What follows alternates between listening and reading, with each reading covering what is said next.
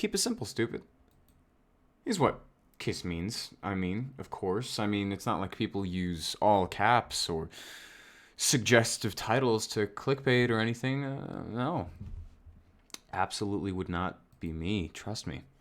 Now, on a serious note, this acronym has kept me super accountable and effective. It's kept my mind clear. It's kept me calm, honestly. Because when you're really overthinking the process of doing something that either you know just needs to be done or that you were thrusted into, if you remember to keep it simple, stupid, calling stupid your overthinking, overanalyzing, it helps ground you again and realize that the solution is way more often than not very, very simple. Now, I'm going to give you an outline of what we're going to go over today. Basically, being that your computer has two types of stuff on it: programs and files. That's it. Programs are going to go in your taskbar, the start thing right here. This is taskbar, and files will go into the documents program. That's it. We're, keeping it simple. Programs, the easy part. On the taskbar, only have programs that you use every single day or that you need to access very quickly.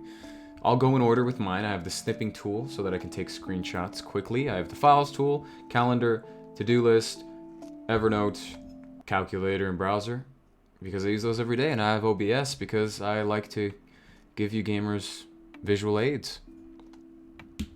Now, for the somewhat less easy part, files. Now, what I'm going to do for you is use Google Drive as an example because for me, I only keep on my computer files I use to edit, and as exciting as those are, it's not my main means of storage. So we're going to be representing what I call the sort of tree mentality. I don't have a name for it. I learned it from Thomas Frank. You want to think of your files as a sort of tree, or your file system as a tree, starting with the stump, the trunk, whatever you want to call it, the shaft, okay, of your files is your file system itself, whether it's your computer, whatever service you choose to use. And from there, you have thick branches, or what Thomas Frank also likes to refer to as life buckets. This might help you a lot mentally to think of these as life buckets, different parts of your life that have their own section. Now, you might be wondering, Brad, what's forwardC? What's incident protocols? Those don't seem very big part of life, is it?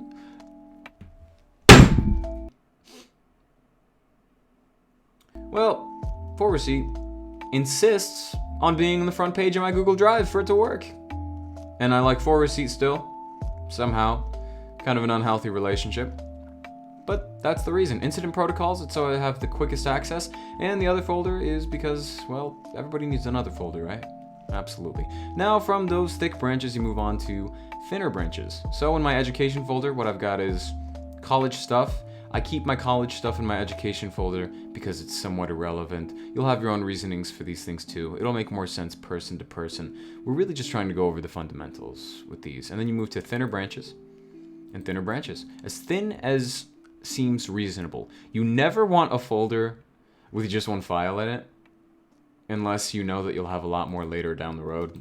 That's the extreme side of it. But you also don't want one life bucket and that's the only folder. There's no branches branching off of that.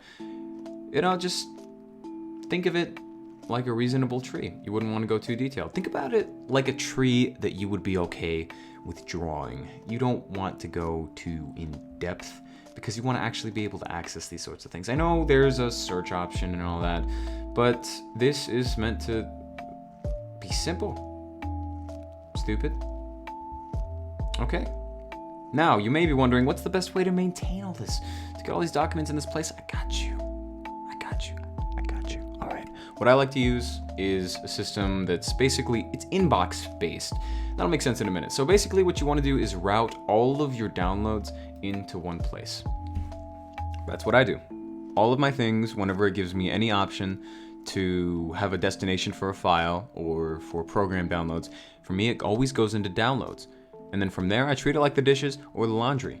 Whenever I have the time to do it, I do it, or I schedule out times to do it because it keeps things clean and clutter-free, as well as, organized.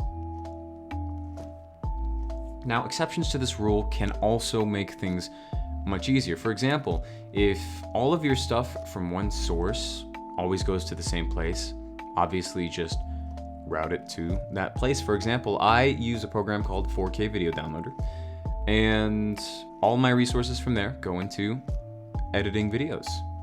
More specifically, video clips within my editing videos folder. So that's where they're routed. You know, you don't have to follow these things religiously. Again, these are fundamentals, guidelines. Hence why they're applicable to, God forbid, Macs or Windows 8.